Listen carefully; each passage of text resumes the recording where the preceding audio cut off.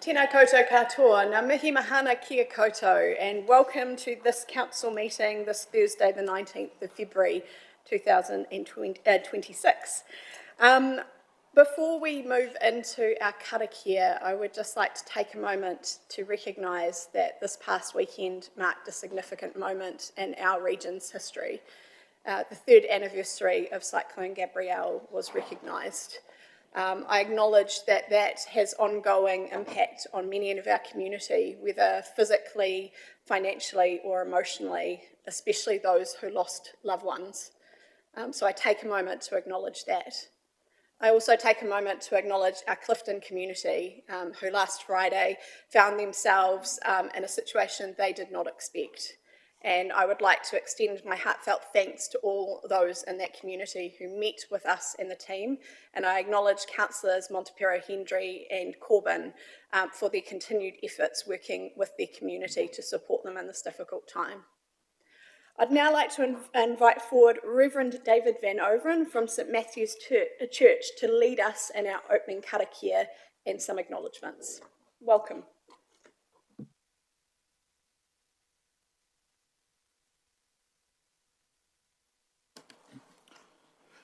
Thank you, Mayor Wendy. Thank you, councillors, for this opportunity to offer opening prayer and a little comment. And we're also going to honour a couple of people whose earthly lives came to an end. But I want to begin with a message developed for our Shrove Tuesday pancake dinner. On Tuesday morning, as I watched the 6:30 a.m. news on breakfast, Councillor Watkins, I was delighted to hear them talking about the Chinese New Year. And alongside that, they were also talking about going into Lent. This conversation zigged in and out over the next half hour or so. The conversation on breakfast about Shrove Tuesday, Ash Wednesday and Lent was joyful to me, because it was a rare positive glimpse into the Christian mainstream church. The media so often picks up on the movement of Christian nationalism. That is a topic for another day, but it is not Christian. It is socio-political. It is not mainstream. It is fringe. It is not uniting, but rather divisive. And in its worst manifestations, it should be considered a cult. It is in the mainstream that council will find its support. Shrove Tuesday, Ash Wednesday and Lent prepare us for Easter.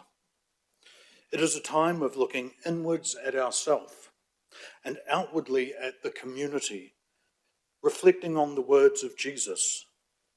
You must love each other, just as I have loved you. If you love each other, everyone will know that you are my disciples. Or put more simply, they'll know we are Christians by our love. I'm going to invite you to stand for a moment, and we're going to do three things. In that silence, I want us to just pause and think on my message and ask the question, they'll know we are counselled by our ... Because I understand that not all of you are Christians. They'll know we are counselled by our ... And I also want to honour, in a moment of silence, Norman Spears, former Hastings District Councillor, and Robin Smith, former Community Space HDC team member. So let us stand and honour their lives and reflect on, they'll know we are counselled by our...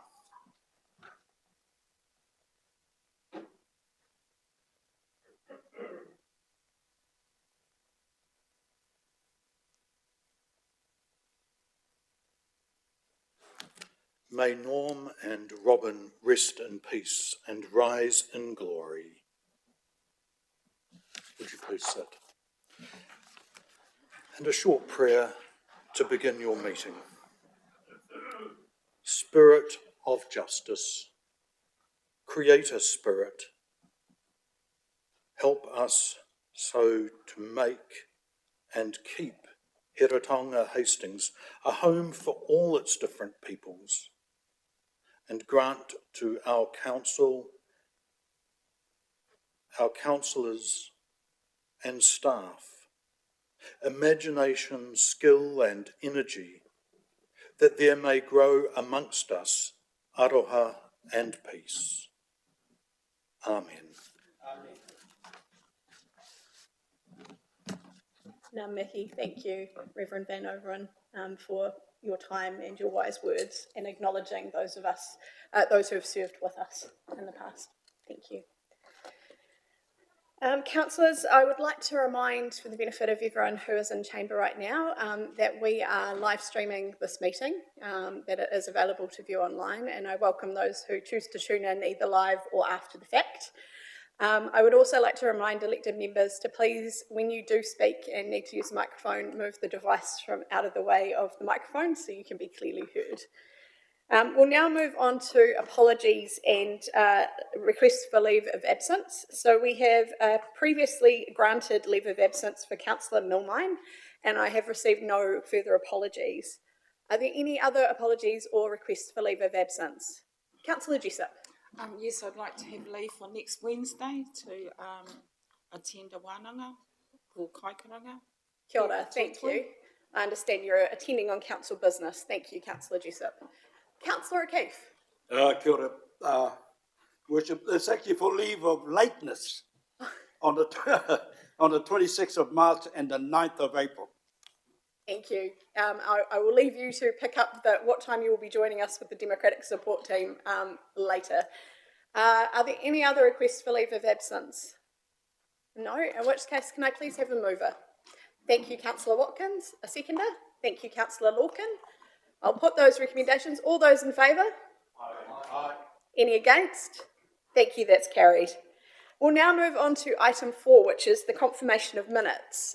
Councillors, we have minutes from the meeting held on Tuesday the 2nd of December 2025 and also from Thursday the 11th of December 2025. They have been previously circulated. Are there any questions or would someone like to move? Happy to move. Thank you, Deputy Emir Fowler, for moving. Can I have a seconder? Thank you, Councillor Corbyn. Are there any questions before I put that motion? No, in which case I put the motion. All those in favour?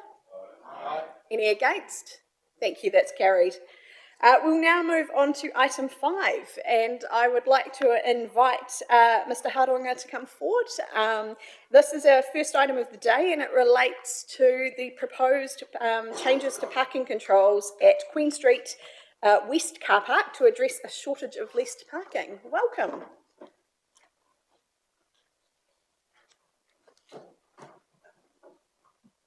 Thank you, Your Worship. Good afternoon, councillors. My report's been put forward. I'll take it as it's been read.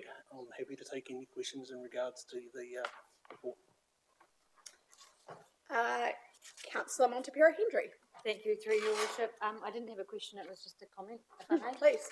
Just over the years, for various reasons, I've been in that area and had assumed that it was a private car park, so it made sense to me what you put forward. Thank you.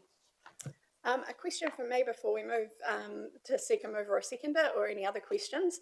Could you please let me know, do we have a rough idea of what our leased car parking wait list is at the moment, just to understand the impact? I am springing this on you, so I will forgive you if you say you don't have those numbers at hand. I don't have those numbers at hand, but it is quite high. Okay, thank you. I'll take that anecdotal evidence. I'll come now to Councillor Nixon.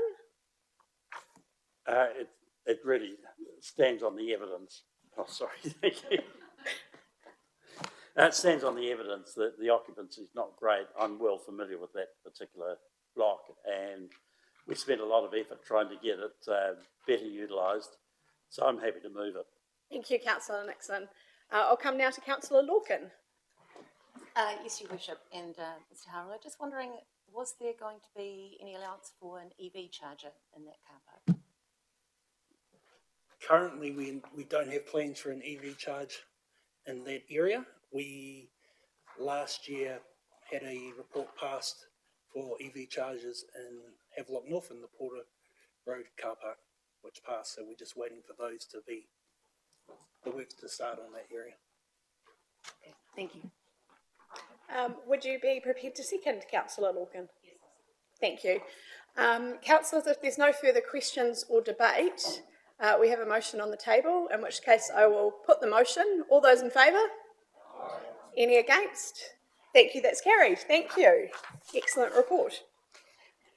We will now move on to item 6, which is the appointment of hearings panel for the private plan change 9. Welcome, Ms Summerfield. And I will hand directly to you. Councillor Montepiero Hendry. I have a conflict as one of the appointees. Thank you. Thank you for declaring your conflict. If you'd just like to step back from the table for this item, thank you. Have a conflict too, Your Worship. Thank you, Deputy Mayor Fowler. Yes, Councillor Councillor Teo Skipworth. And I too. Your Thank worship. you. Thank you. All right, we will continue from there. Worship and councillors. The purpose of this report is to obtain approval for the Hearings Committee panel for the upcoming hearing of submissions on the Brookvale East private plan change request for residential rezoning, which is to take place on the 2nd and 3rd of March.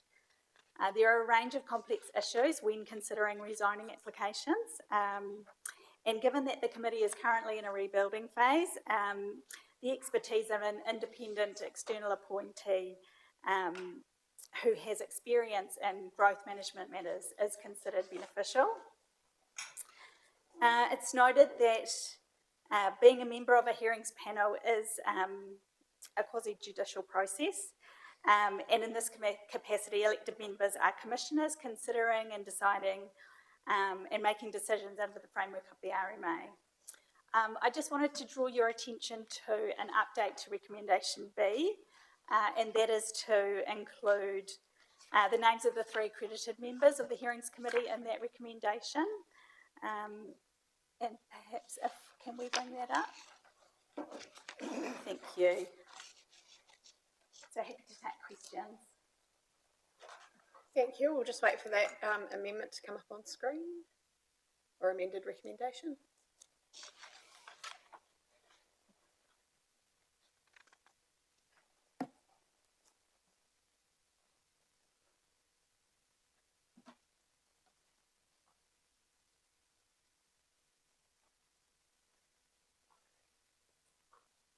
Technology is great when it works. Thank you, team.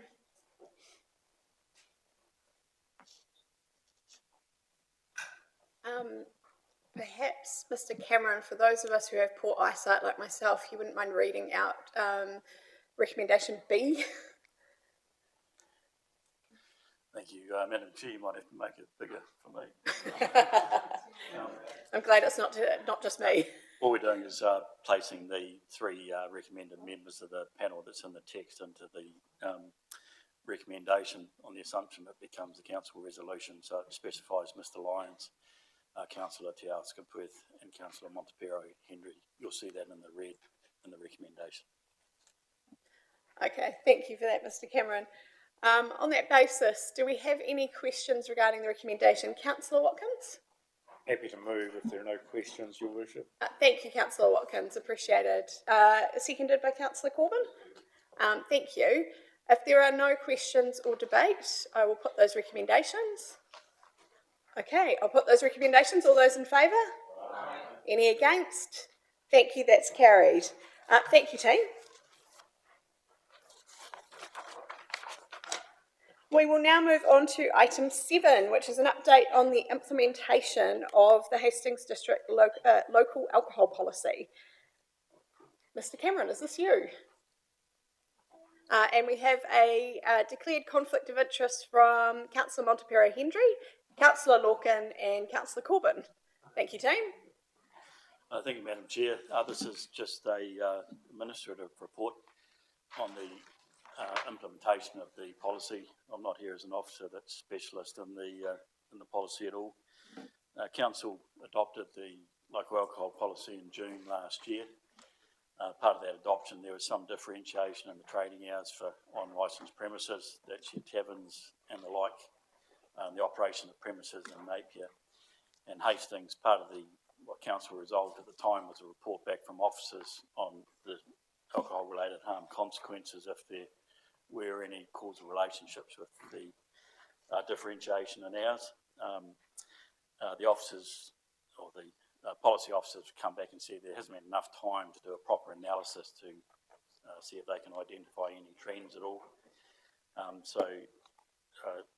Going back to the previous council resolution, the recommendation here is that council receive a appropriate report later on in the year when there's been a year of trading to actually understand the trends. I recommend that council doesn't consider recommendation C. That was just a notation from me that anecdotally to date, there seems to be some positive trends in respect of alcohol-related harm, but that's only on raw data. So I recommend that we don't proceed with that recommendation. I do, however, have some raw data here that's not been analysed, which I'm happy to circulate to the councillors offline if they have any interest in that area, but I don't think it's appropriate that it be considered for interpretation at this time. Thank you, Madam Chair. Thank you, Mr Cameron, and I support your recommendation that we leave off recommendation C as we have not been able to be presented with evidence that would support us endorsing that position. Do we have any questions? I will come to Councillor Ratcliffe. Oh, sorry, Councillor Nixon. Oh, gosh, you're keeping me on my toes, people. I'll come to Deputy Mayor Fowler, then Councillor Nixon, then Councillor Ratcliffe. I haven't got any questions, so I was just happy to move A and B, but if you want me to, somebody else to do that later. I'll hold the moving for now. Thank you, Deputy Mayor. I'll come now to Councillor Nixon. Yeah, thanks. I just wondered when you send that information out, will you be able to send comparable information for Napier? So just so we've got a comparison, is that possible? Through Madam Chair, I've just had some information provided to me by staff from the police, so I'll see if I can find more refined information. Thank you. Just so we know, this is a tree right across the district or is an area. Thank you, Councillor Nixon, and bearing in mind as well that the staff will bring back a comprehensive report to us later in the year. I'll come now to Councillor Ratcliffe. Thank you, Your Worship. If there's no further debate or questions, I'm happy to second the Deputy Mayor's I will hold that motion. and come back to that. I will come first of all to Councillor O'Keefe. Kia ora koro matua. I'm looking at C, and I know it's going to be taken out for the meantime, but it to say there's a downward trend. You know, I live in hope, don't we? I live in hope, and the reason why I make that comment, being in the judicial space at a length of time, the perpetrators that are coming through there, a large amount of them are both drug and alcohol related. So I hope with a fervent passion that we can continue that downward trend. Kia ora. Kia ora, thank you, Councillor O'Keefe. All right, if there are no further questions or debate, I will come back to Deputy Mayor Fowler moving and Councillor Ratcliffe seconding. Is there any debate on the recommendations that are on the table at the moment? No, wonderful. In which case, I'll put the motion. All those in favour? Aye. Any against? Thank you, that's carried. Okay, we'll move now on to item 8, which relates to recommendations from the Community and Civic Futures Subcommittee regarding the Civic Honours criteria. Before I come to Ms Stettner, who is the reporting officer, I will rather put her on the spot and ask the chair of this subcommittee if she would like to make any comments. Councillor Montepero-Hendry. Thank you, Your Worship. Sorry, Louise. Look, I thought you'd do this. So the committee had brilliant discussions as per re-changes to the Civic Honours. There were some very cool additions from all of the committee. Though in a particular cheer to Councillor Corbyn for his wonderful influence here. Environmental, for example, you'll see noted, was not exhausted, but is for those who improve and preserve our natural environment, those who focus and put in the hard mahi in the environmental and sustainability sectors, and who lead beautification and restoration projects. Civic Pride, another really cool category in there, is recognising those who lead, encourage, promote, fundraise, and champion others. They maintain the physical image of the city as well as the spirit of the people. They are good Samaritans. To note, to those who have or have not read the agenda, The change re the Cyclone Gabrielle Meritorious Voluntary Service does not take away from the cyclone and what individuals and groups did and still do for their communities. These acts will never be forgotten. It more expresses that the time has come to let other sensational humans and heroes also be acknowledged. As we all know that the service must start from somewhere and every moment is selfless and appreciated, the amendments do not either take away for the beasts and beauties who have not yet served 10 years. It merely celebrates longevity in the service being acknowledged. And so, notwithstanding that, anyone can be put forward to be considered with debate and criteria alignments. My last wee note, is that the numbers of recipients being limited is not just for, though a large consideration is budget, but it is also acknowledged that receiving a civic honour is the highest award that can be bestowed by the Hastings District Council to recognise individuals and groups who have made significant voluntary contributions to the community. So it means that awards should be fewer to capture the significance of the award. So a massive expletive nod and aroha and a thank you to all of you. Kia ora, Councillor Montepere-Hendry, and never apologise for words like that. That was excellent, and thank you for summarising the subcommittee's mahi. Ms Stettner, do you have anything to add? Through you, Madam Chair, and I think that was an excellent, really good summary of what the subcommittee decided at that meeting. Thank you. Happy to take questions. Thank you. On that basis, we do have a paper in front of us along with attachments. Are there any questions, first of all, councillors? No. Would anyone like to move? Oh, sorry, Councillor Jessup. I'd just like to acknowledge the mahi that's gone behind, because it's the actual civic awards and the honours needs to be updated, and I'm glad it was updated because it's a bit antiquated. So kia ora to everybody that did that good job. I'd like to move it. Oh, thank you, Councillor Jessup. Can I have a seconder, please? Councillor Lorcan. So we have recommendations on page 20. So if there's no further questions or debate, I will put those recommendations. All those in favour? Aye. Any against? Thank you, that's carried. I will now lay down the challenge, councillors, for you to consider who should be put forward for civic honours. That is sometimes about nudging others in the community to consider putting others forward as well. This is, as Councillor Montepere-Hendry has said, the highest possible honour we can bestow on volunteers within our community, and it's wonderful to have those who are somewhat humble acknowledged. So I'll look for your help to draw that out. Okay, we will now move on to item number 9, which is the summary of recommendations from the Hastings District Rural Community Board. The recommendations relate to the appointments to council committees and subcommittees, and I would like to acknowledge the council representatives that are on our Rural Community Board that sit around a table. Councillors Noel Ostick, Councillor Milmine and Councillor Daniel. Thank you for your mahi with this board. So again, it is you, Ms Stettner, who's in the hot seat. Thank you, Madam Chair. The Council's Register of Delegations sets out Rural Community Board membership or representation on a number of committees, so Performance and Monitoring, Strategy and Policy, and the Infrastructure Subcommittee. This is their nominees for their representation on those boards. Thank you. So our Rural Community Board representatives, would anyone like to comment? You don't have to, I'm just putting it out there. No? Okay. In which case, oh, thank you. Councillor Daniel. The appointments to these committees was very vital, especially for voices within our rural communities.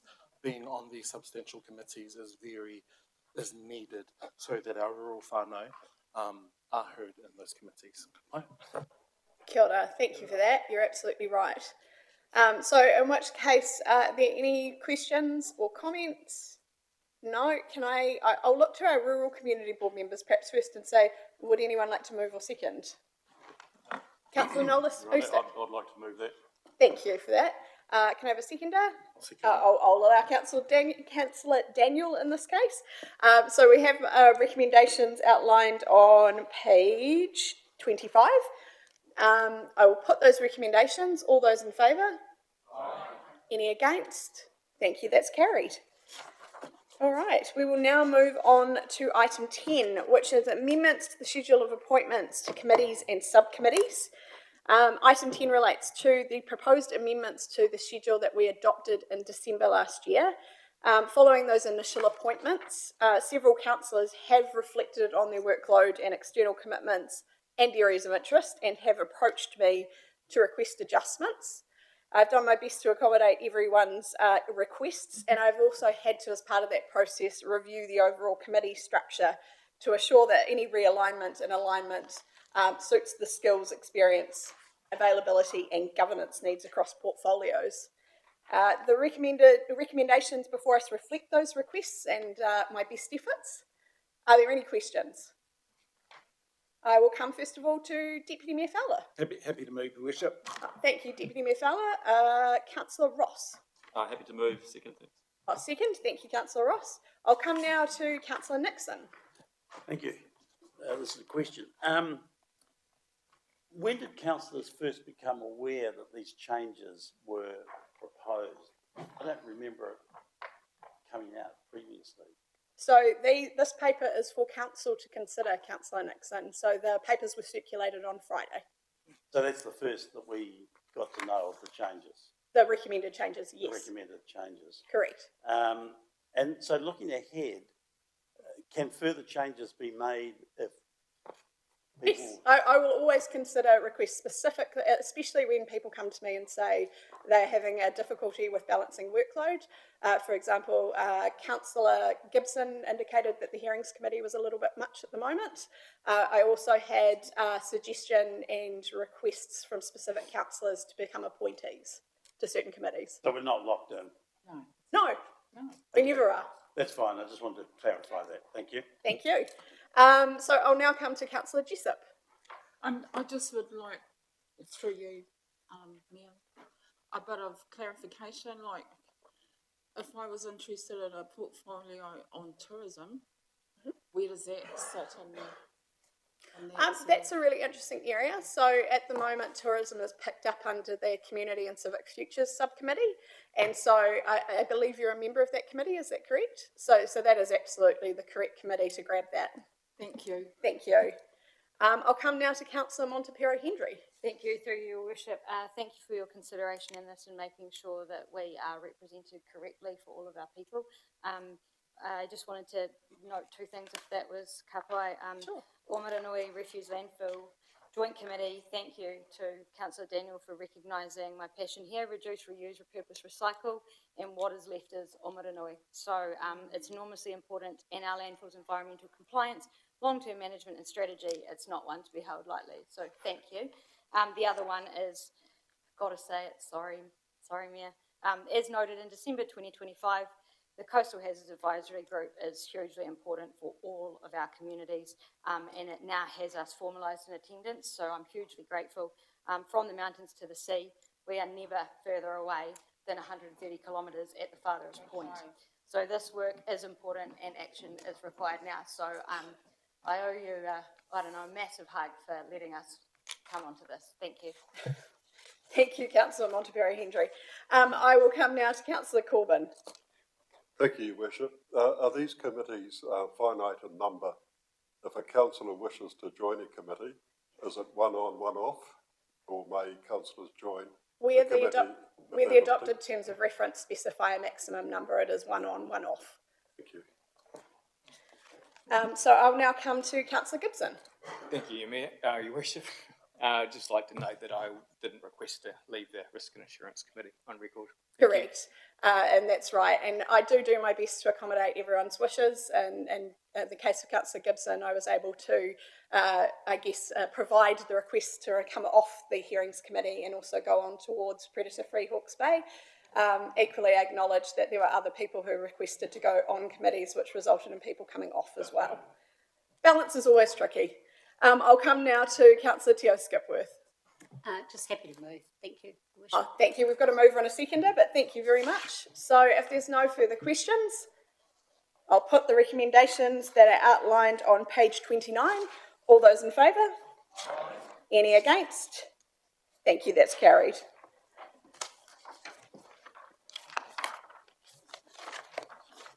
Right, team, we will now move on to item 11, and I will ask council to indulge me for a moment as I introduce this particular item. Any rates increase has an impact to our community. And I've heard it loud and clear from around this table that we know that households and businesses are under significant pressure across our district. When the last long-term plan was adopted, a 10% rate increase was signalled for this year. Over the past 12 months, one message has come through consistently across our district, and I have heard it from all of you as you have joined this council: double-digit rate increases cannot be the new normal. The draft that is before us today proposes a 5.9% rate increase instead. Within this proposed plan, the team are proposing significant savings without making major cuts to the everyday services and infrastructure that people rely on. This proposed annual plan means that we are still honouring the commitments we made as part of our consultation in the LTP. The reduction reflects two key changes. First, we've been able to bring forward major cyclone recovery works to secure higher government subsidy rates. That reduces the amount our community has to pay and lowers the Cyclone Gabrielle targeted rate. Second, we've identified a further $3 million in savings across the organisation. That's on top of the $2.7 million already built into our budget. This comes from not replacing some roles when staff move on, reducing the use of external consultants, and carefully reviewing parts of our roading program, to name but a few areas. The draft proposes continuing the temporary unbalanced budget that was consulted through our long-term plan that our community has already weighed in on. That approach allows the recovery and infrastructure costs to be phased over time. Importantly though, that unbalanced position is now nearly $4 million lower than was originally forecast. And we remain on track to achieve a balanced budget in the 2027-28 financial year. You'll also see a proposed new targeted rate for emergency management. And now I've lost my notes, which breaks my flow. This is important because central government has made it clear to us that we have added responsibilities in this area, and this is our way of actioning that and being true to those requirements. I acknowledge that any rate increase is hard on the community, but also on our decision making around this table. I also acknowledge that we are all excited for the long-term plan, which is the next step in the process after this annual plan. That is where we will have detailed conversations with our community, where they are asking for affordability to be front and centre, and that will be achieved through careful consideration and conversations about what trade-offs they are prepared to make and want us to make. So today we are focused on the draft annual plan. This is us deciding what we want to go and consult with our community on. The team will then draw up that consultation document, which we will review, and then we will have our conversation with the community. I'd like to reiterate that we are not making any final decisions today. That can only be done once we have heard from our community. So I'd now like to hand over to the team to take us through the paper. Thank you, Your Worship. Good afternoon, councillors, and through you, Chair. As the Mayor outlined really well, this annual plan is year 3 of the 2024 to 2027 long-term plan, and the annual plan is a bridge to what we will start this year, which is the creation of the next long-term plan. But really important just to set out the context of the last long-term plan, because it was a plan that was completely defined by the impact of Cyclone Gabrielle.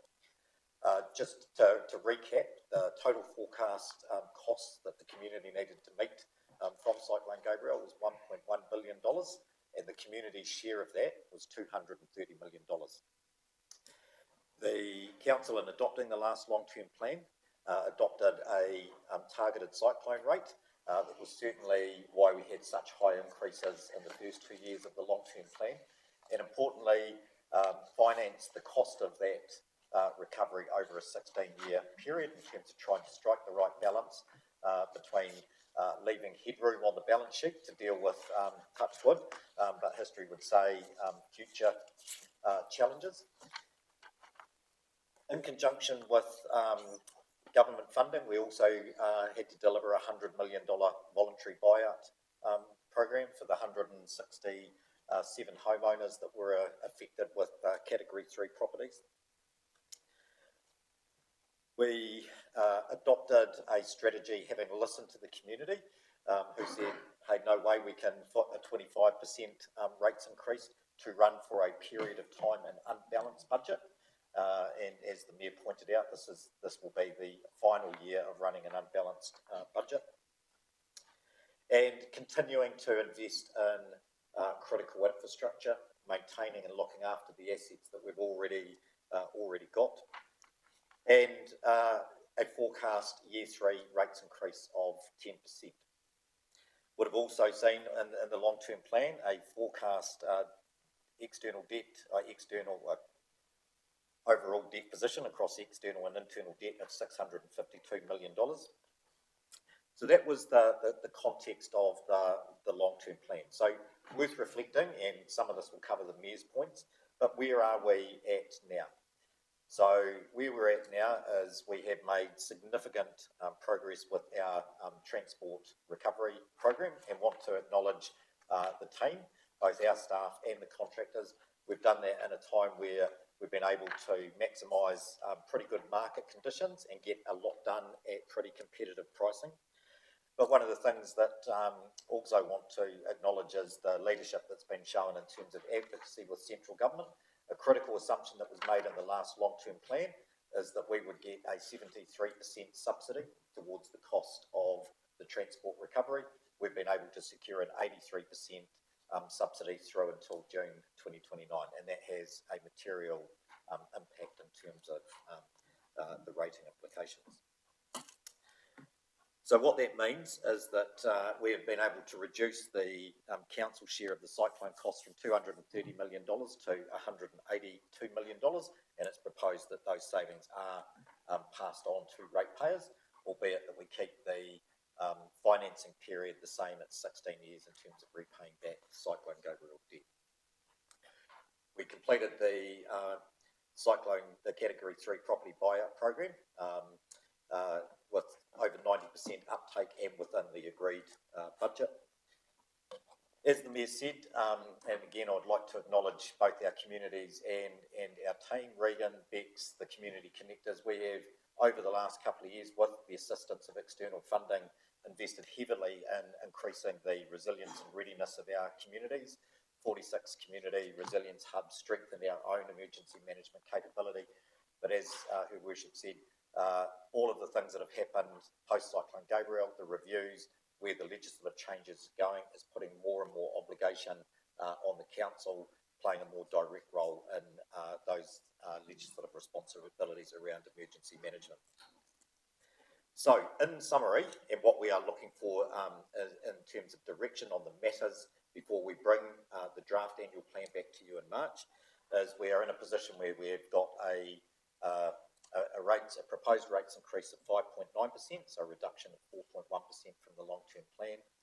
A forecast year 3 debt position of $603 million, which is $49 million less than forecast. A forecast unbalanced budget position of $4.8 million against, that's a reduction of $3.6 million, and on track to be back operating balanced budgets from 2027-2028. So that is the paper that we're seeking direction on those matters in order to finalise the draft annual plan that will come back to council for adoption in March, and then subsequent engagement with our community. Happy to take questions, Your Worship. Thank you, Mr. Bickle. All right, I'll move now into questions, not debate. So just to be clear on that, we will come back to debate once we have a recommendation on the table. I'll come first to Councillor Ratcliffe. Thank you, Your Worship. I would like to move an additional recommendation that we consult on another percentage rates rise. I commend the officers on finding all of the savings that they have, and note that this actually gives us as a council an opportunity to balance our budget for 1 year ahead of what was originally planned for.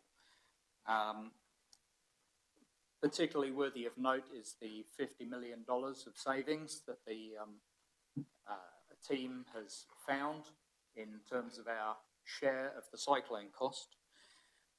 And as a balanced budget is now achievable without a double-digit increase, I acknowledge the public appetite to keep rates rises to an absolute minimum.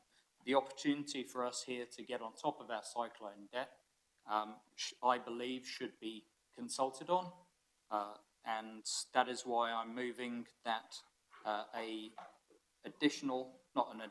an alternative rates increase of 9.1% also be consulted on alongside the number 5.9%, because in the interest of transparency, I believe that we must be clear with the community that the 3.2% in between must be paid for at some point, whether it is now or at a point in the future.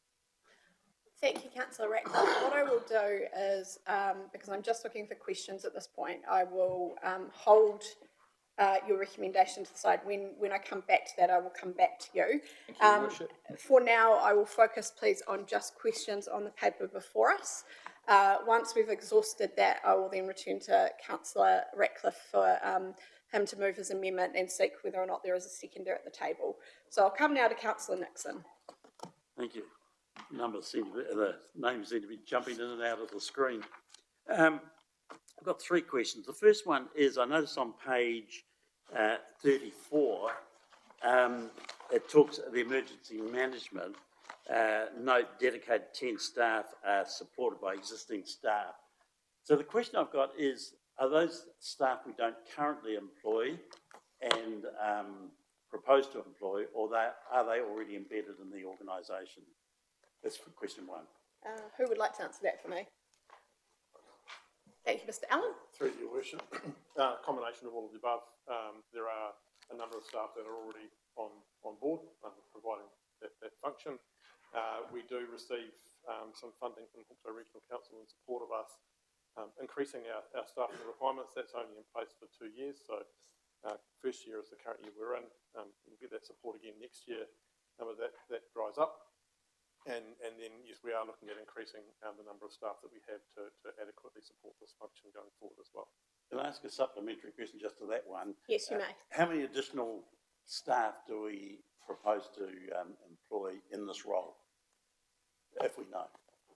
Yes, through your worship. I don't have those numbers precisely at hand, but yeah, we are increasing the workforce in that regard. Yeah, I'll have to come back to you, sorry. That's fine. Can we ask that we sort of include a bit more detail in the document that eventually goes out for consultation? Second question I've got is relating to tourism funding.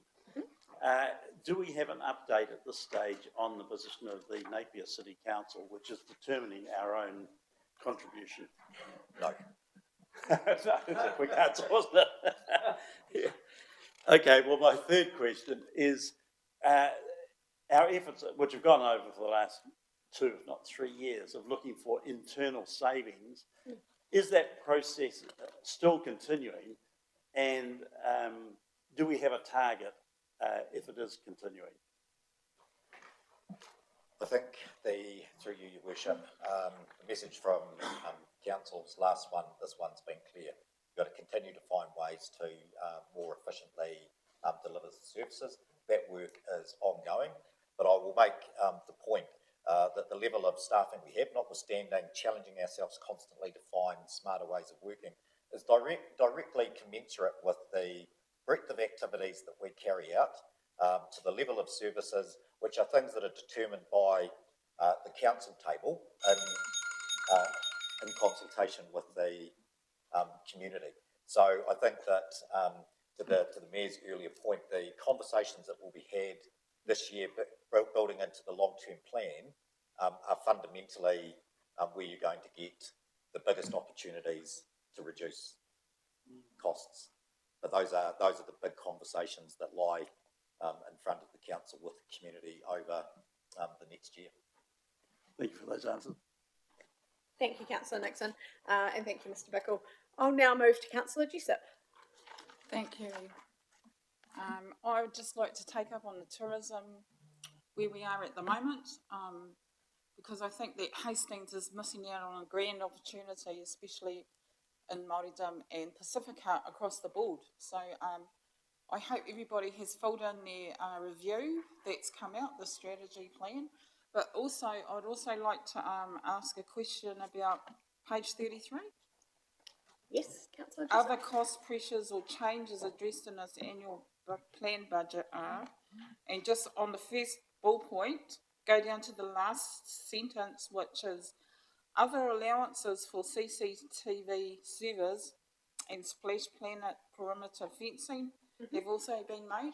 My question is, if we did a whole maintenance, you know, when we needed it, which was about recently, how come, was that on the, I thought that was addressed there too. I Are may be you wrong. specifically referring to the Splash Planet perimeter fencing, Yes. councillor Jessup? As to why that has come up? Yes. Ms Dinwoody, would you like to join us at the front? I will remind elected members that before Christmas we had an informal briefing on this, which related to health and safety, but I'll hand over to Ms Dinwoody. Thank you, through you, your worship. Yeah, that was a direct result of a number of people that were breaking into the park. So rather than maintenance, it's more an upgrade of the fencing so that we didn't have that health and safety concern. Okay, I'll come now to Deputy Mayor Fowler. Thank you, Ms Dinwoody. Thank you, and through your worship, can you, the savings of $3 million, can you give an assurance that the ratepayers won't be detrimentally disadvantaged by that the cut of that amount of money to the services that they currently enjoy? Yes. First question. Yep. Thank you. And second question is, the targeted rate of $58. Why is that necessary? Is it, what responsibilities has the council got in that area, and how has it arisen? Excellent question. Thank you, Deputy Mayor.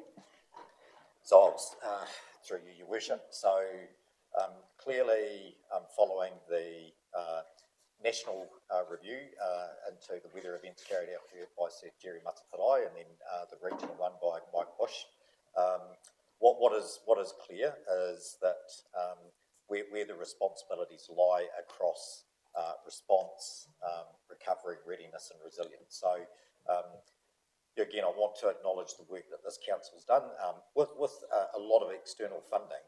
We've had nearly $6 million from lotteries, DIA, Red Cross. We've invested significantly in community connectors and a number of community readiness plans, building community resilience hubs.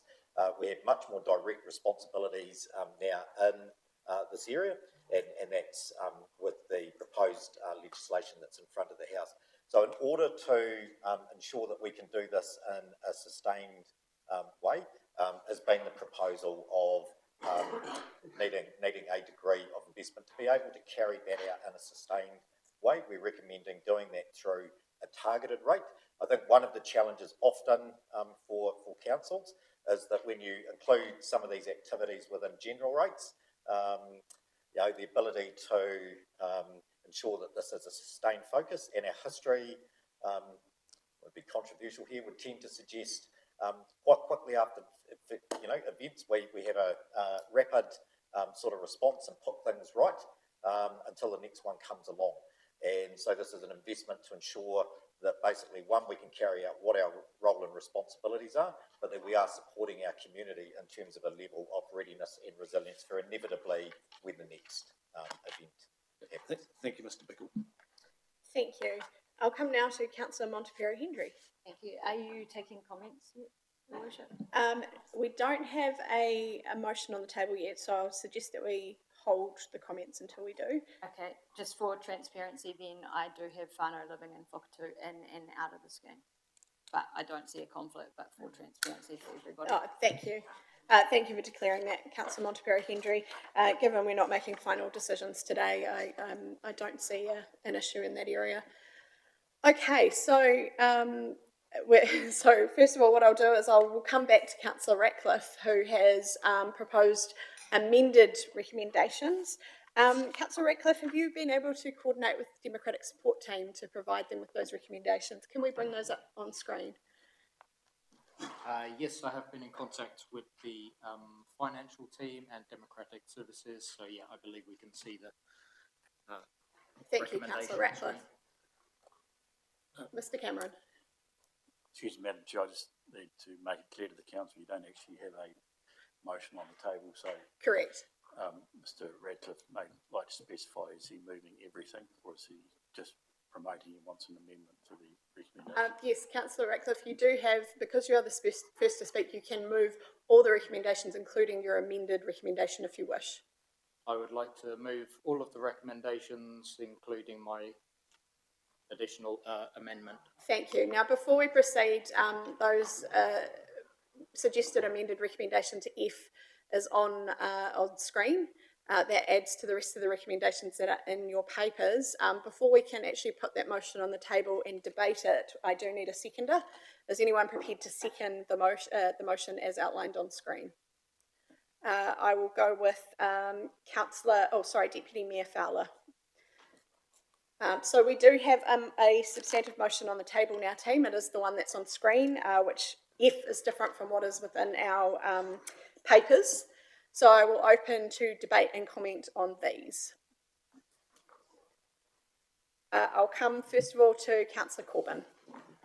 Thank you, Your Worship. I think the recommendation looks a little bit clunky, considering that 5.9 was premised on everything else that's up there in the recommendation. I think it needs to be separated in some way. Okay, what I will do then is I will look to Mr. Cameron to work with our Democratic Support Team to see if they can address that concern. While they do that, I'll open up for other comments or questions. I'll come now to Councillor Nixon. Thank you, Worship. Can I speak against the motion? Yes, you may. Yeah.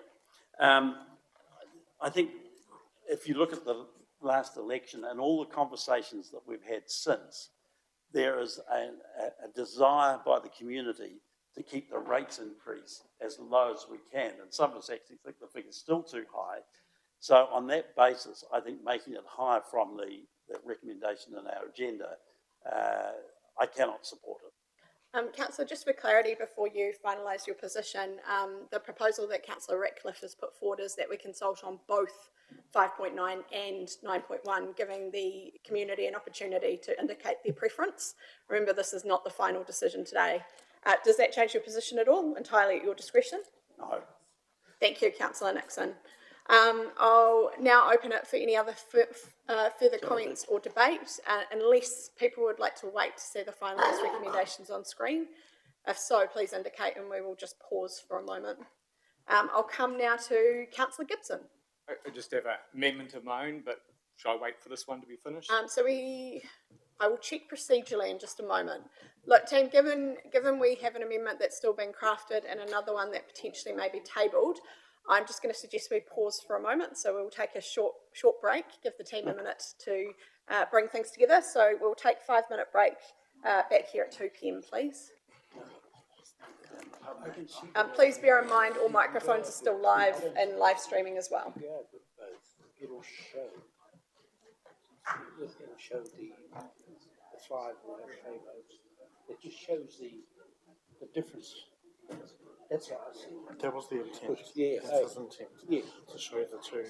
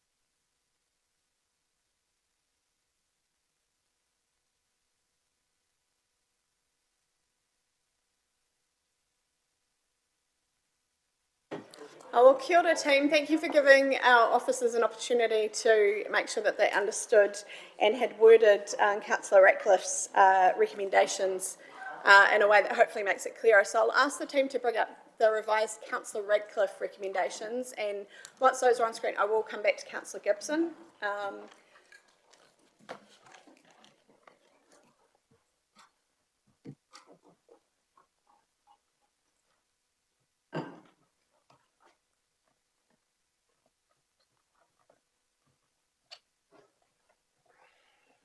So just giving everyone a moment to read those and make sure, and I'll look to you, Councillor Corbyn, because you mentioned there was a sense of ambiguity within the originally drafted recommendations. That's a lot more logical to me. Thank you. Thank you, Councillor Corbyn.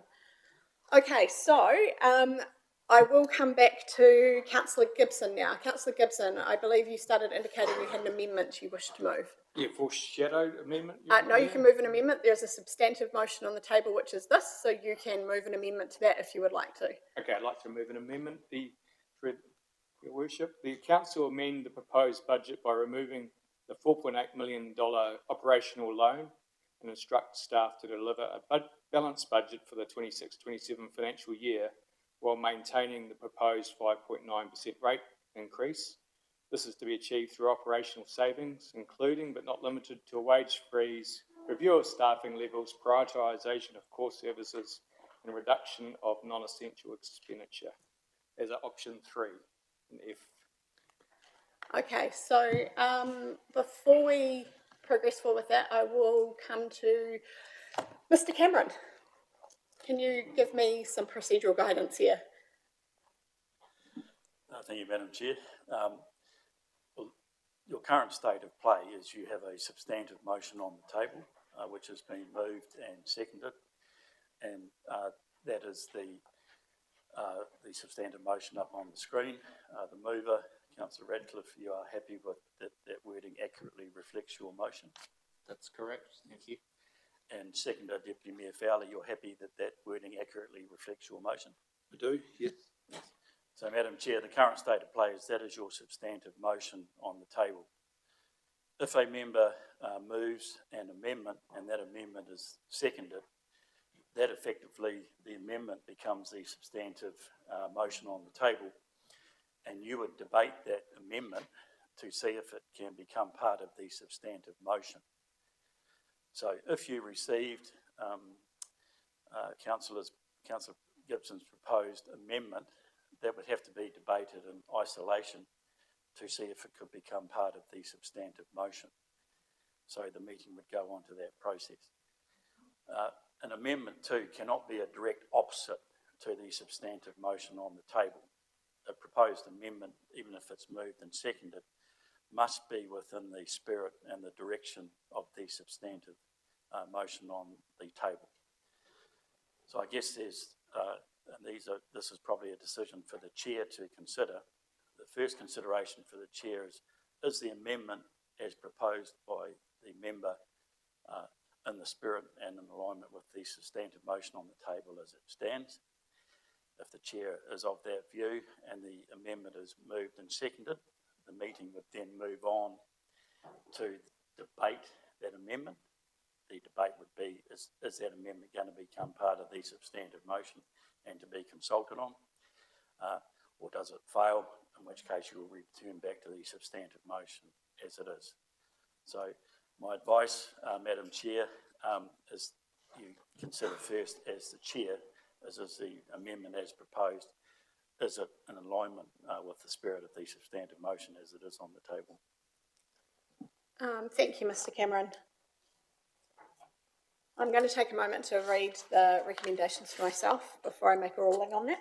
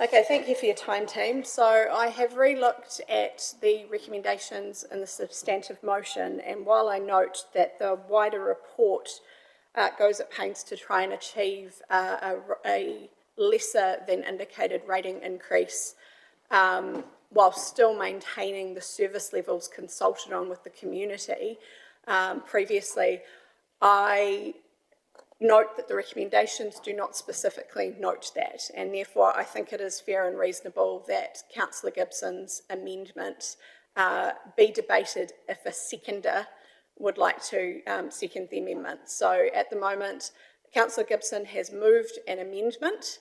Do we have a seconder? Councillor Nixon, thank you. Okay, so just so everyone's really aware of the procedural context we're now operating on, we are no longer debating the substantive motion. We are debating whether or not the amendment that has been moved by Councillor Gibson and seconded by Councillor Nixon should be included in the substantive motion. So that is what we are debating. If anyone has any procedural questions, because I recognise we have a lot of new people around this table and this is complex governance. So if at any point you would like clarity, do not hesitate to ask. I'll come now to Councillor Ratcliffe. Thank you, Your Worship. Procedural question. As the mover of the substantive motion, am I permitted to comment and debate on the amendment? Thank you. Mr. Cameron. Yes, Madam Chair, your standing orders, there's 3 levels of debate in there. They are simply a framework for the Chair. Normally, the movers have rights of reply of up to 5 minutes, but the Chair has leeway to facilitate a good discussion and provide opportunities for people to speak, especially if the matter under consideration is serious. Thank you, Mr. Cameron. Is implemented, would that be a further saving of $1.5 million in this budget?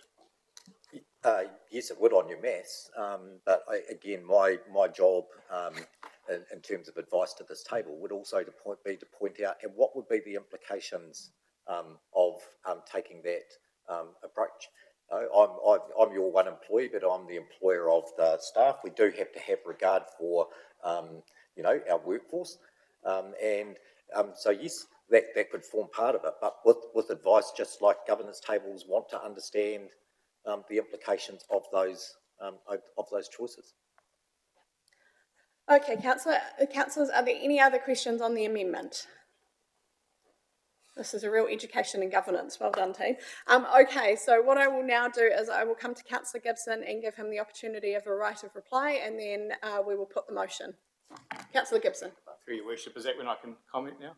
Oh, apologies. No, you're right. We will debate. Okay. So I would suggest, Councillor Gibson, if you would like a right of reply, hold yours till the end. So would anyone else like to comment or debate? Deputy Mayor Fowler.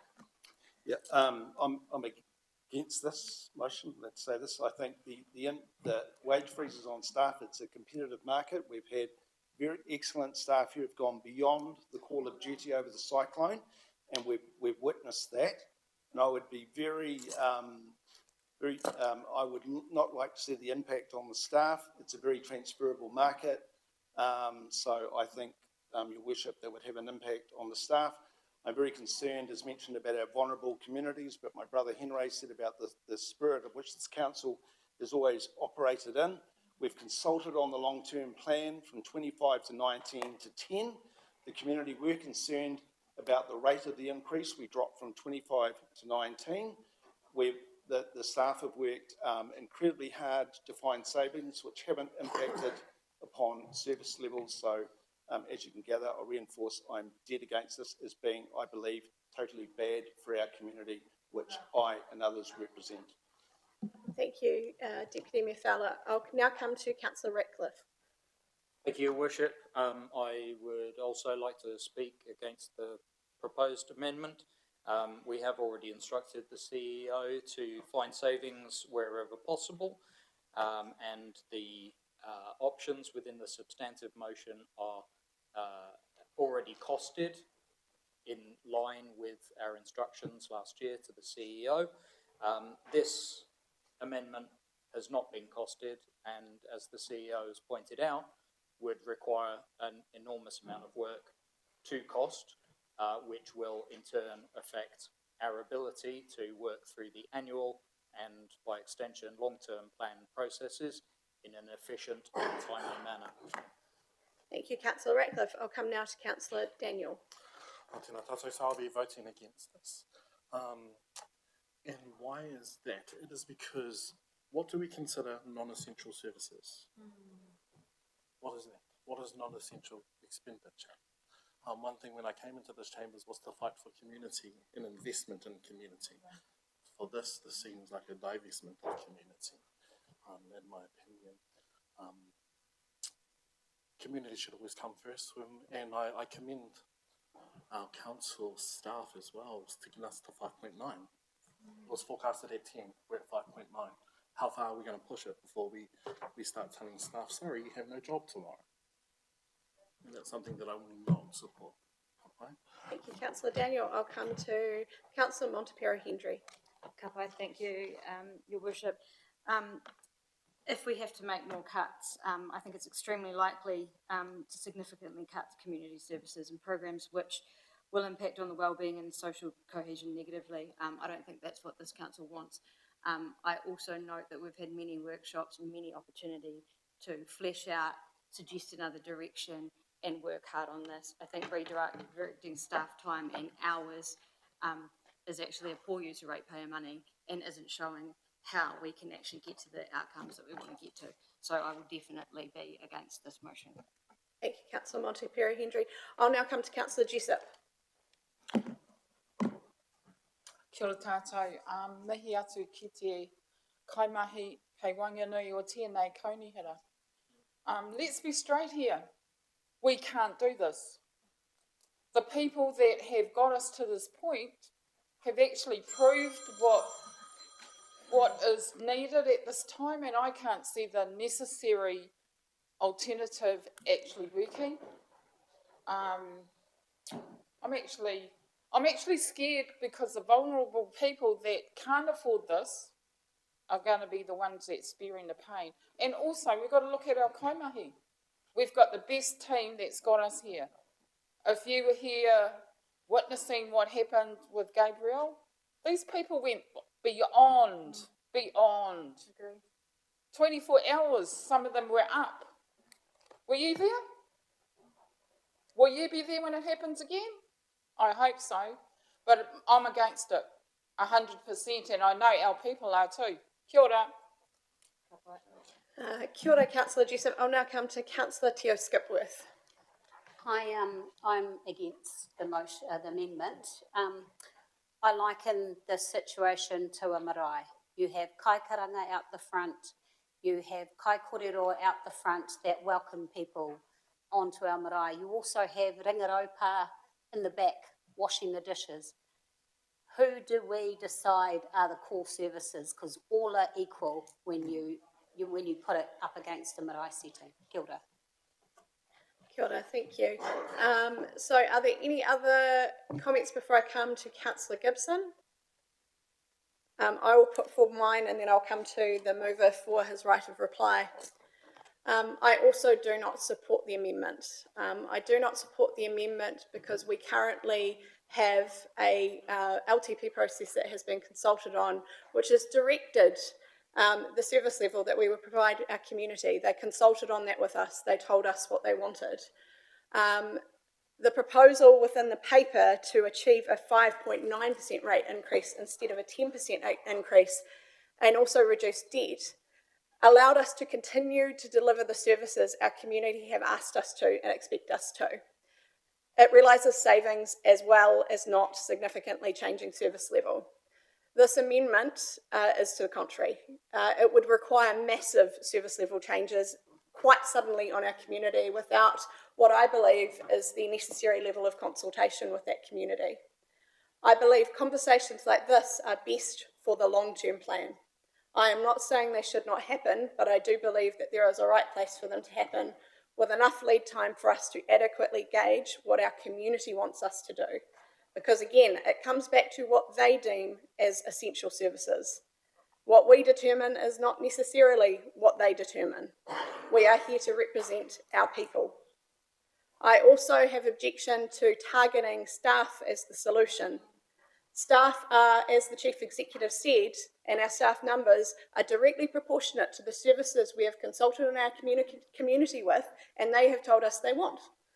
To simply say we will slash staff without impact to services is naive. I cannot support the amendment. Councillor Gibson, your right of reply. Thank you. We talk about vulnerable people knocking on the doors of pensioners who burst into tears and were asked to meet, hopefully they die soon, and they're paying 25% of their income on rates, and we want to increase it by double the rate of inflation. I cannot support ongoing borrowing to fund day-to-day options. Family and businesses in our community do not have the option of borrowing to cover everyday costs, and neither should council. This amendment keeps the rates increase the same, but requires us to live within our means. It sends a clear message that we must focus on core services, find efficiencies and make responsible decisions about staffing and spending. A wage freeze, like the rest of the community, our wages don't go up. A review of staffing levels and tighter control of non-essential spending are reasonable steps in the current economic environment, as the number one concern is the cost of living. Many in our community are already making those sacrifices. It is only fair that council does the same. This approach protects our long-term financial sustainability, avoids passing on debt onto future ratepayers and another $200,000 a year in interest just to get through this next year, and restores confidence that we are serious about prudent financial management. And I do call for division. Thank you. Thank you, Councillor Gibson. Now, for those of you who don't know what division is, so we're really going through the Code of Conduct here. Sorry, not the Code of Conduct, the standing orders here. So division is where everyone must raise their hand to indicate their vote. You cannot simply say aye or nay, and the staff will count it up and record names, as I understand. So, for your awareness now, Mr. Cameron, have I missed anything within that process? I just want to check. No, you covered it well, Madam Chair. So just to confirm, we have to record each member's decision on this matter as individuals for the record. Thank you. Okay, we have had our mover have his right of reply, so it is now time to put the motion. To make life easier for our Democratic support team, I am going to ask all those who are in favour of the motion, so who support the amendment that is on screen, to please stand and say aye and remain standing until Democratic support have said that they have concluded recording your names. So I will now say, all those in favour, please stand and say aye.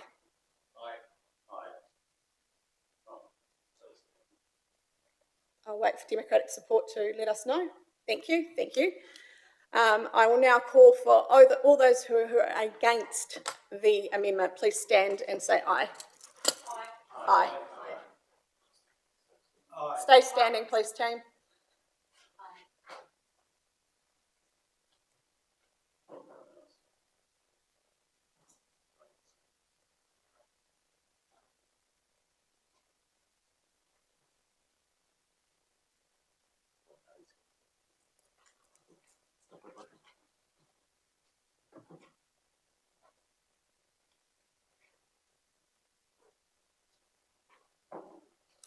Thank you, team.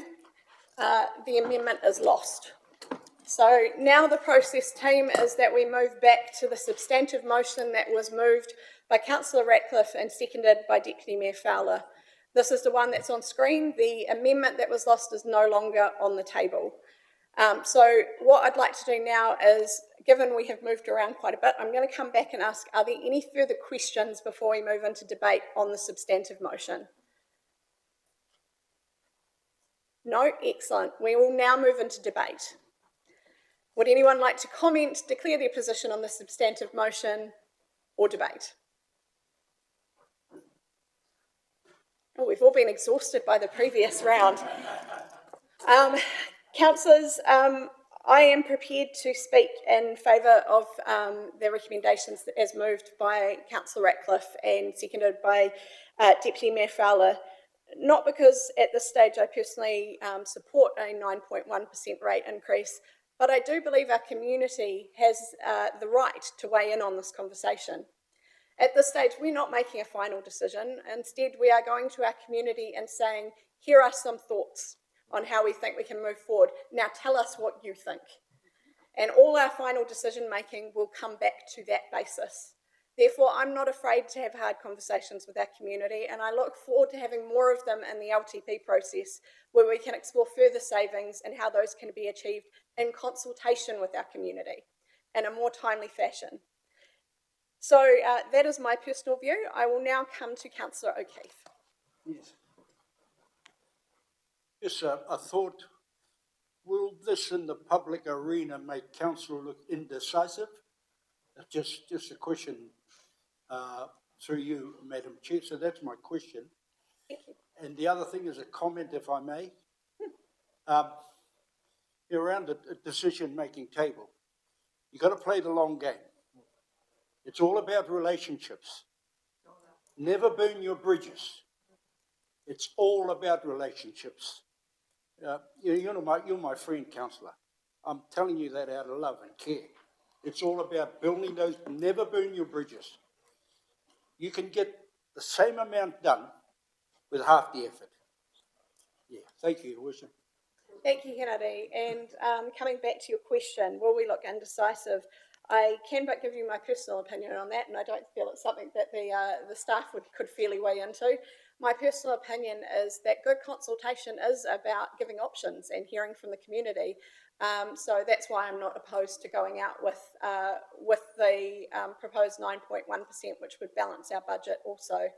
As I said, I'm not of a personal view at this stage, although I will look forward to hearing from our community, that's necessarily the direction that I think we should go, but I am willing to hear from our community on that and then listen to what they've said and vote accordingly. I'll come now to Deputy Mayor Fowler. Thank you, Worship. I won't waste much time. Ditto exactly what you've said in terms of the 9.1 to give the community an option. Thank you, Deputy Mayor. I'll come now to Councillor Nixon. Yeah, thank you, Your Worship. I think this has actually been an essential debate. We've looked at the options. I'm certainly in favour of a balanced budget, but at what was the figure? 9.1. 9.1.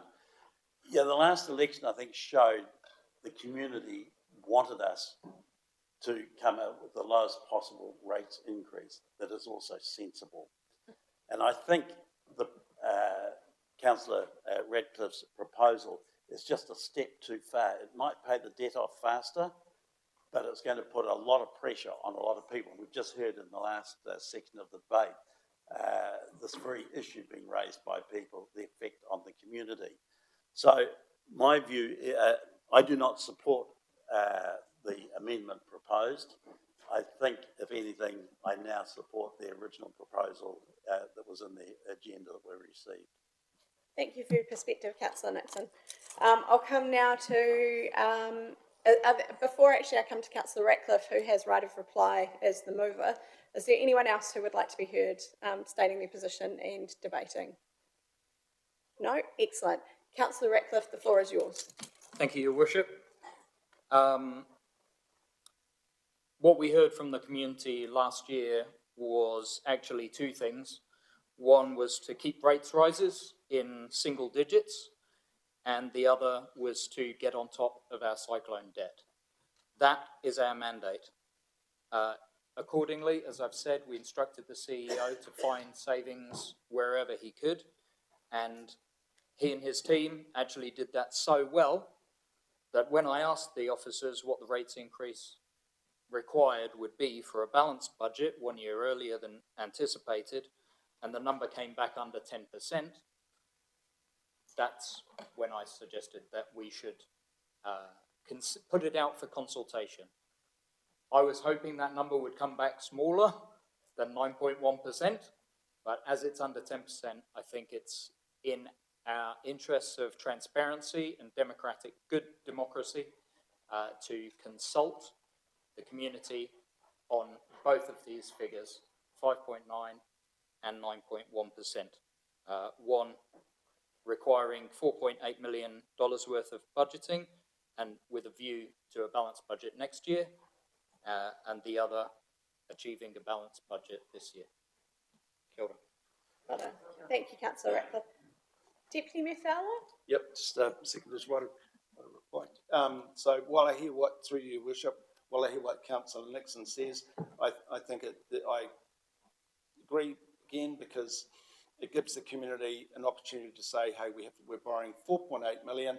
If you don't want us to borrow 4.8 million, there's an option of 9.1%. So. Thank you, Deputy Mayor. I had actually done a right of reply. The only reason why I've allowed Deputy Mayor Fowler to speak is because as seconder, I probably should have come to him before Councillor Ratcliffe, so I will hold any further debate at this point. So team, it is time to put the recommendations which are on the screen in front of us. If anyone is uncomfortable with what they see there and what's in their booklet on page 32, please let me know. I want to make sure everyone knows what we're voting on. I'd like to remind all elected members that this is not our final position. This is the conversation we are going to have with our community. They will tell us what they want and we will listen. So on that basis, I will put the motion. All those in favour, please say aye. Aye. Any against? Would you like your names recorded? Two against, Councillor Gibson and Councillor Nixon.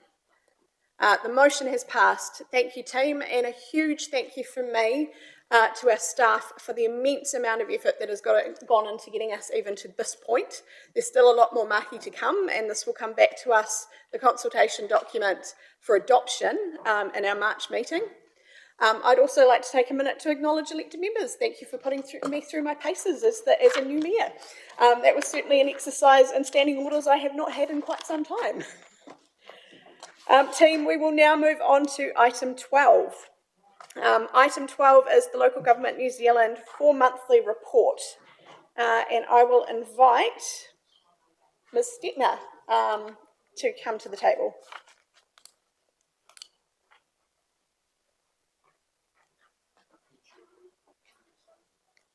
Thank you. Through you, Madam Chair. Just take the report as read. This is the information report. Thank you.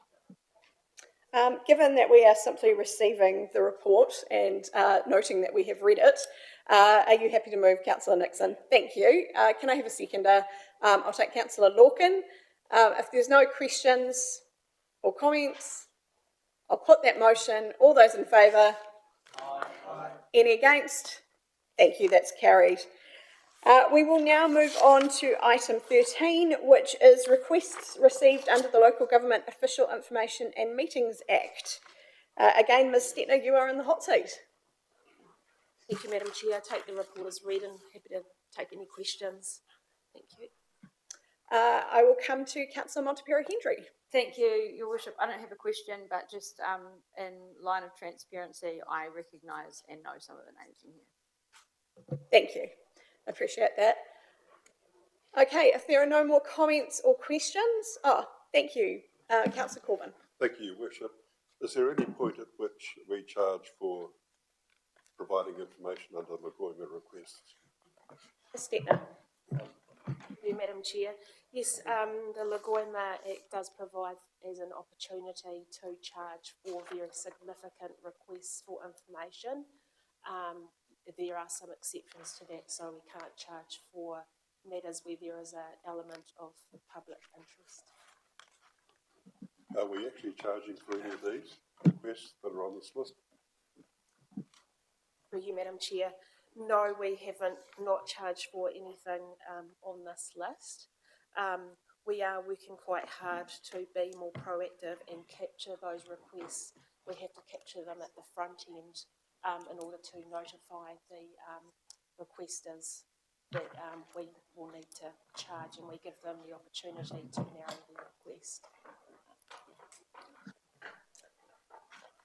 Thank you, Ms. Stettner. I'll come now to Councillor Daniel.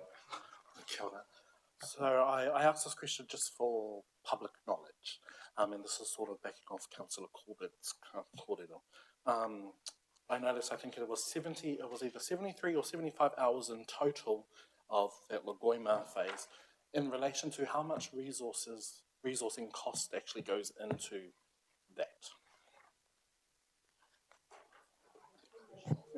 Thank you for that question. Being a digital operation now, the amount of expense that goes into photocopying is a lot less than what it used to be previously. Our main cost is obviously the staff time in collating that information. It's difficult to put a equivalent value on that, given that it's staff from right across the organisation with different wages. But it is, you know, a notable amount of effort. It is, because of the Lagoima, it is a part of our job as local government to be open and transparent with the information that is requested of us. So it is part and parcel of our role, but it is a balancing act in terms of the charging ability that is there. Thank you. Thank you, Ms Stettner. Are there any other questions? Do I have a mover? Thank you, Councillor Daniel, seconded by Councillor Watkins. I'll put the recommendations that are on page 41. All those in favour? Aye. Any against? Thank you, that's carried. We will now move on to item 14, which is the proposed amendment to schedule meetings. As I warned you last year, councillors, from time to time our meetings do have to shuffle around. All sorts of things come at us throughout the year. Ms Stettner, do you have anything to add? Just that the changes should have largely have already been made in your calendars, and so this is just a formal notification of those amendments. I'll come now to Deputy Mayor Fowler. You're happy to move? Yeah, happy to move, yeah. Thank you, Deputy Mayor. Councillor Watkins, happy to second. Thank you. In which case, if there's no further questions or debate, I will put the recommendations which are on page 46. All those in favour? Aye. Any against? Thank you, that's carried. Councillors, there are no minor or urgent items, which moves us on to item 17. Item 17 is a recommendation to exclude the public from items 18, 19, 20 and 21. In order to explain why and answer any questions elected members may have about why an item is in public excluded, I'd now like to invite Mr Cameron to take the floor. Thank you, Madam Chair. There's 4 items on your agenda today which are recommended to be considered in committee. Item number 18, Council will be considering personal information of an individual. For that reason, it's recommended to be considered in committee. Items 19, 20 and 21 relate to Council being involved in various commercial transactions. You'll be considering commercially sensitive information both of Council and external parties. And in each of the 3 items, it's recommended that Council retain its ability to have a negotiation position. Taking into account all of those factors, it's recommended at this time that items 18, 19, 20 and 21 all be considered in committee. Thank you, Mr Cameron. Are there any questions? No, in which case I would like to move the recommendations myself on page 47 and 48. Can I have a seconder? Thank you, Councillor Corbyn.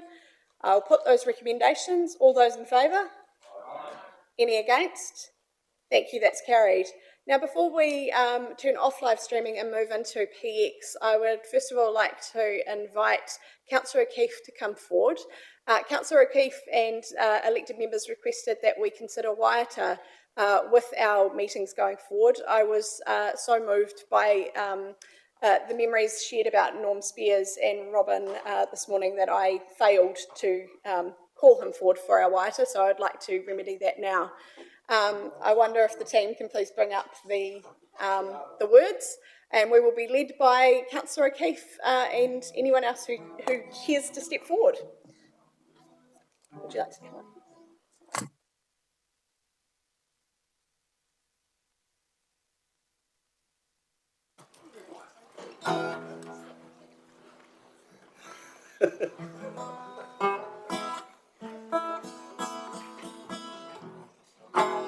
We'll do it twice, all right?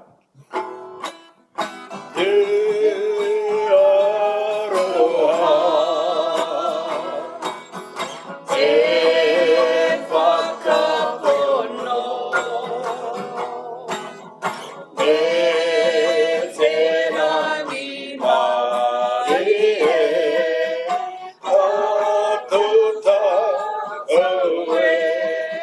whānau, te aroa. Te whakapono, te rangi mai e, tātou tātou e. Hara mai te toki, haumi e, hui e, tāhiki e. Kia ora team, who knew we had so many great singers, and if you're like me, instead you just hide next to Councillor O'Keefe and you sound great even if you're not. So thank you to our community who may have been tuning in via live stream today. We will now carry on the important business of council and public excluded. Thank you.